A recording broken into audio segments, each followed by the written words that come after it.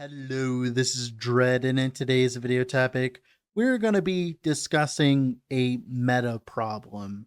This time, it's not going to be a build, but it's going to be a whole class overall, and that's going to be Sentinel. If you don't know, Sentinel is being kind of reworked slightly in the April patch. At least that's what we've been shown and told. Now, the main reason behind this is there is a skill that Sentinel has that kind of predominates everything else, and that is a skill called Volatile Reversal. So, if you don't know, Volatile Reversal is a skill that puts you back in time that allows you to deal a very large amount of damage if you specialize it right. And the way that works is it can apply rifts, and these rifts can apply increased damage taken to enemies. Now, for dot damage, it's like up to 60% increased dot damage taken by enemies, and for normal damage, which stacks on top of the dot damage increased damage taken, by the way, additively, it's 30%. And the problem here being that can actually double, because if you apply it with one rift, you get the one buff, and you apply it with both rifts, you get both buffs. So you end up with 180% increased damage taken by the enemy, which is multiplicative with the rest of your damage. This has been what has kept Sentinel alive over the past few patches in general. Like, for instance, you'll see background footage, you'll see my shield throw Forge Guard actually doing damage, and that is because of Volatile Reversal. If it wasn't for Volatile Reversal, I'd be doing about the third of the damage that you're seeing in the clip, which is very bad. That is very bad DPS in this day and age, and this meta, and this power creep that we've experienced in our Circle Lord year of 2025, right? So that's a big problem, and they're planning on fixing it by just simply reworking Volatile Reversal. But the problem is Sentinel does not live without reversal right now. Like, if you were to try to play a Sentinel build without reversal, you will immediately realize you are at least either 60% less damage than your compatriots, or even a third of your damage of your compatriots, depending on what build you're playing. Because you're playing a hit build, then it's 60%. If you're playing a dot build, it's even worse at like 200 to 300%. And that's a big problem, right? They got to fix that. And they seem to have acknowledged the issue. I've talked to a few of them already, and they seem like as though they actually acknowledge the issue, which I hope to God they do. But my problem is, let's assume they fix Sentinel Reversal and make all of Sentinel in general deal enough damage to make up for the reversal nerf. That's not enough, in my opinion. It's mainly because Sentinel is probably the worst class right now in general, overall, across the board. It does not do as much damage as all the other classes do. It does not have as much survivability as all the other classes do. It does not have as much utility as all the other classes do. And it does not have as much mobility as all the other classes do. Even Primalist can beat it in terms of certain skills, right? And also, as well, it just doesn't, it's not as feels good as the other classes, right? Like, it just doesn't feel as good to play. It's very clunky. There's some very clunky things about it. So you combine all these things, and even if they like manage to fix a reversal issue, like, Sentinel's still going to be Sentinel, right? That's a problem.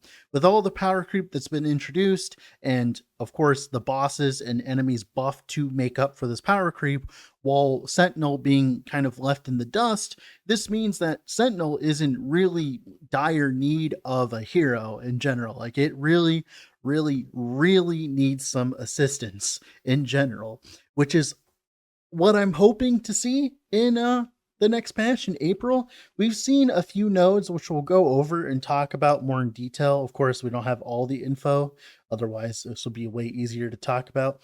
But the reason why I wanted to bring this up is I think this is a little bit symbolic, in my opinion. I think the Sentinel overhaul is going to determine whether or not people are going to take EHG seriously anymore in terms of Last Epoch and its future. Because in my opinion, right, if they don't fix Sentinel, that means that they didn't listen to anybody, and they didn't like manage to find the problem. Because if all they do is rip out Volatile Reversal and rework it, and then like maybe buff things by like maybe 10%, 20%, or maybe like add a 50% more damage modifier here and there. That is not enough at all to make Sentinel viable in this day and age, to make it feel a lot better. That is not enough, especially with the reversal nerfs. Because remember, even with volatile reversal, one of the strongest skills in the game, Sentinel is still at the bottom of the totem pole in terms of the class balance and everything like that. So if they don't buff it to make up for reversal and then buff it after that, it's going to have a terrible time in the future. Especially, it seems as though everything's aiming towards every single boss having like a bajillion health, like every single enemy doing a bajillion damage as well, especially dot damage. Sentinel does not really do well in that kind of meta right now currently, because it does not do enough damage to make up for all of these problems. So yeah, Sentinel, right? Like I said, if they don't fix the problem with Sentinel, like it kind of, I don't know, it's kind of symbolic with just the game in general, in my opinion. Like if they don't end up fixing Sentinel, it feels as though after 4 years of Sentinel being bad, it not getting fixed after the time that they actually spend on it to fix it specifically, it just kind of like spells doom, in my opinion. That's just kind of like my overall just thought process right now going for Sentinel, because like really it would be nice to be able to have another class again. I'm actually not playing Sentinel until the rework, mainly because like the rework in theory should be big enough to the point where what I'm playing now and what I'm playing in April are going to be two completely different classes, I'm hoping. So let's go and look at all the spoiled stuff for Sentinel so far, and let's try to sum up an idea of what it's going to feel like here. Okay, so first node off is going to be Nether Convergence. When you jump forward in time, all your devouring orbs are pulled with you and trigger a Void Rift, but Volatile Reversal costs additional mana. So there's a few things to actually unpack here.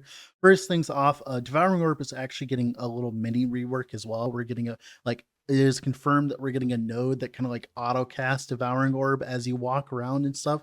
So that's kind of cool.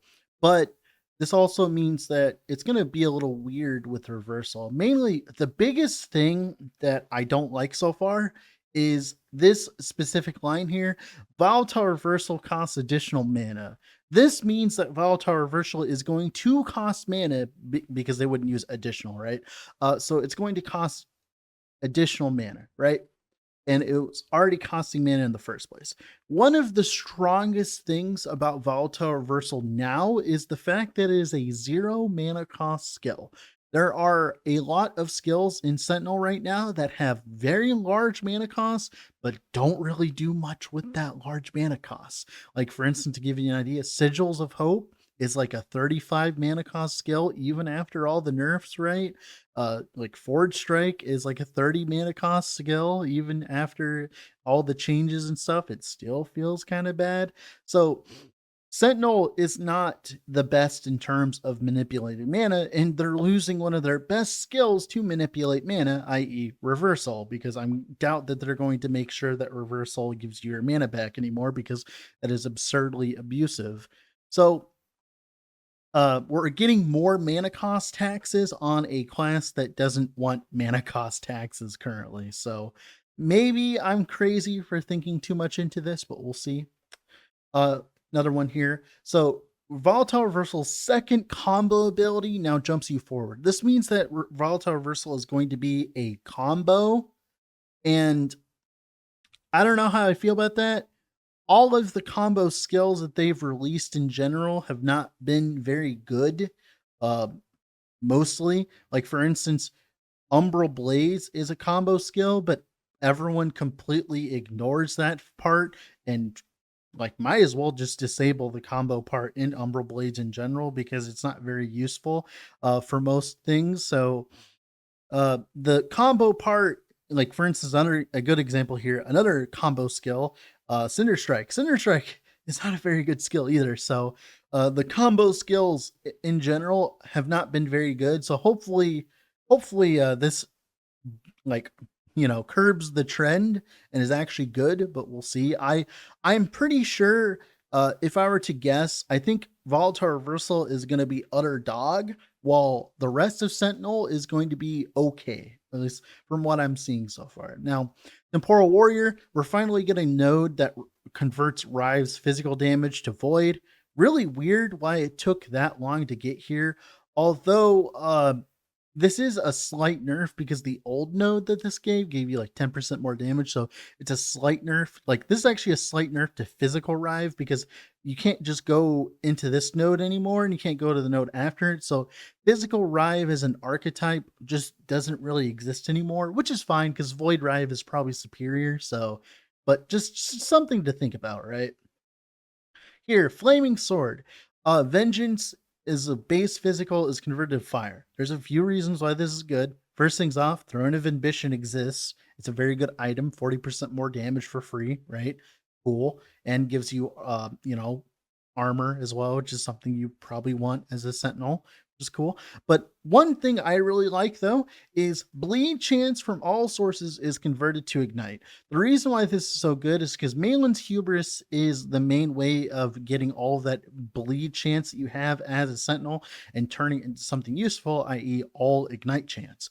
But the problem is, if you're trying to play it on a build like Vengeance, where you want attack speed and you're trying to focus on attack speed, you can't run Falcon Fists or Wing Guards. But now that we have this node, much like Warpath, we can finally run Wing Guards without too many issues. So this is a huge buff to Vengeance in general for ailments, because if you're ever trying to play an ailment Vengeance build for some reason, the only problem is Vengeance does not have that good of a tree to support ailments at all. Like, in general, like, there's no more damage multipliers in it. Like, there's a few here and there, but like not many good ones. And it just doesn't have that good of damage scaling in general. So hopefully this might change it. Maybe this means that they're actually looking at it and, working on the more damage in Vengeance's tree, but we'll see. Also as well, Wing Steel. So Iron Blades, the entirety that I have been playing Last Epoch for about the past 4 to 5 years, Iron Blades has been bugged in general. We have never had a time where Iron Blades in Vengeance has been viable or not bugged. There's not been a single time. But I'm excited to see if this actually works and is functional then. It'd be really cool. I hope they don't look like poop anymore, because they used to look like flying poops and it was really annoying. But hopefully this means that they've not only fixed the animation, but also as well made them actually function in general. So we'll see. Here, this node here, this node right here gives me hope for Sentinel. This right here. So when you create more additional swords than there are nearby enemies, each remaining sword can consume mana to strike the nearest enemy, even if it was hit by the initial attack.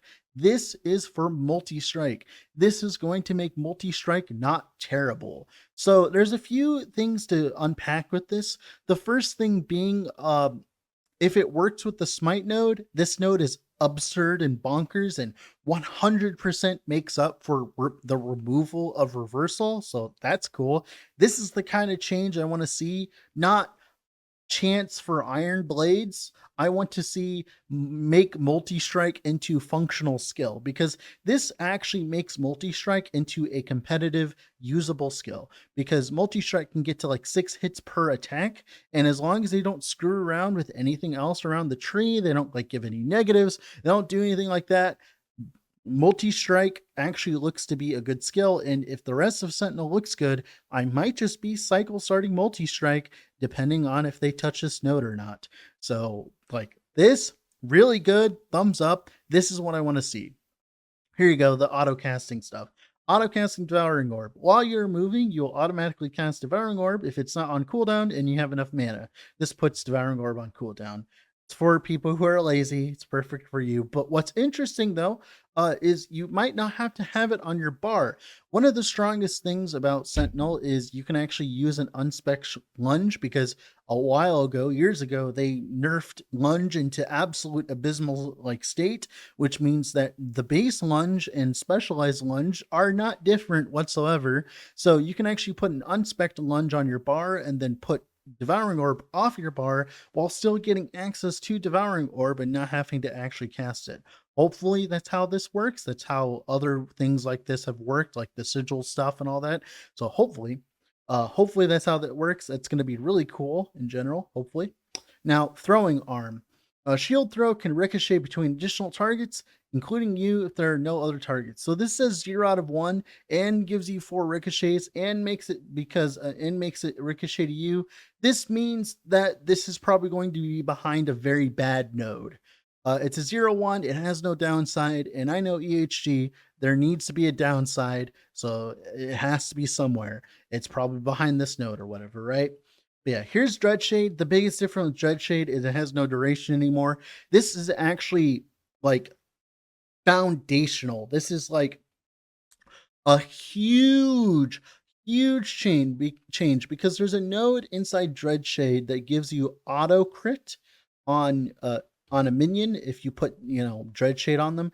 And this is very important because if you can use this without a duration, it means you can have multiple minions like an auto crit very easily. While before you could not easily do that because, you know, you'd run out of duration on one and then have to wait a 20-second cooldown.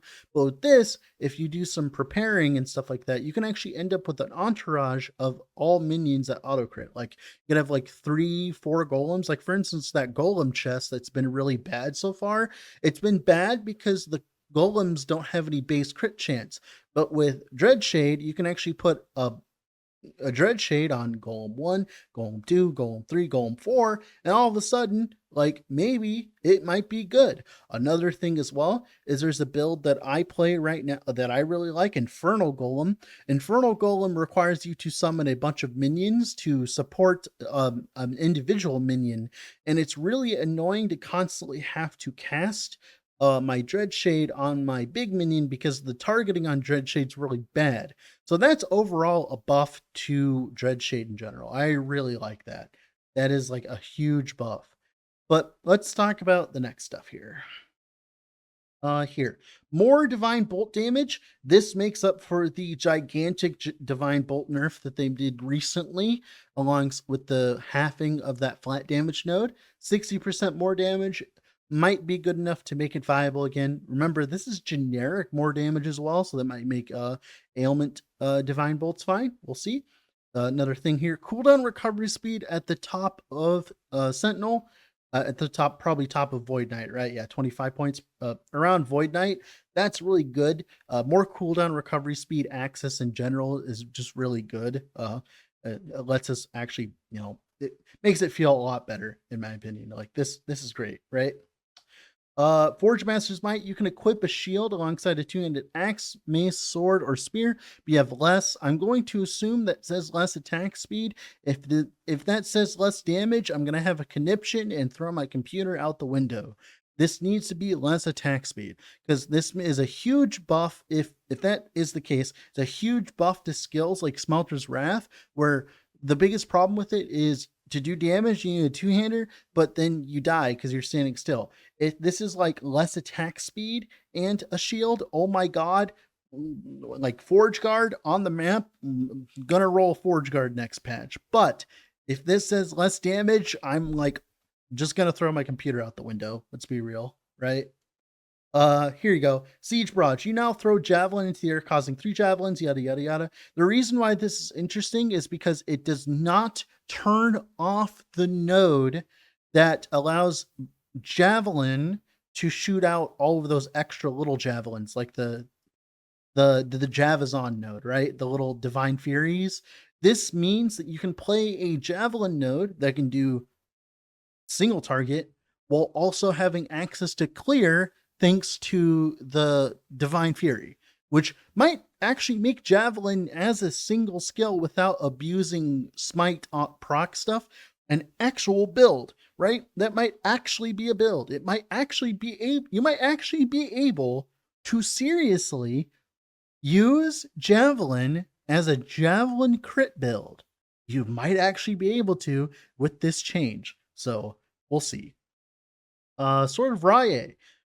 Whenever you activate Holy Ore, it causes all of your ignite stacks on enemies in the area to do more damage, more ignite damage.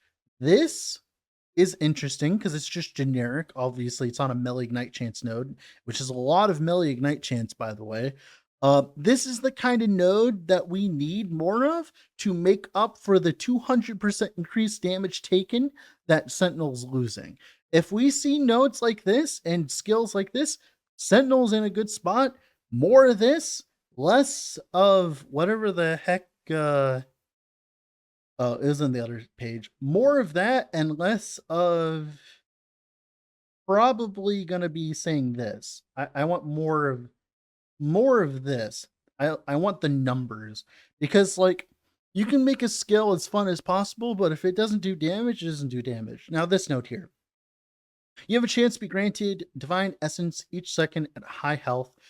So Divine Essences, they just give armor, healing effectiveness, and stuff, and reduce. And they also buff them. They also reduce damage over time taken by 5%. This is a huge buff. Huge buff. Huge, absolute massive buff. Just 15% less damage over time taken and 45% increase armor and 45% increase healing effectiveness. Like, Zooey Mama, Sentinel might be back. Like, literally, like, that's the kind of shit we need right there. So, overall, I'm pretty, like, hopeful for Sentinel in general, but we have not seen everything. So, overall, all of this is not enough to make up for reversal yet. But of course, we haven't seen Zilch because they haven't shown us Zilch. But like this and where is it? This Bladestorm gives me faith that there is a future for Sentinel in my repertoire. So with all that being said, this has been Dread. Hopefully April's good. Bye.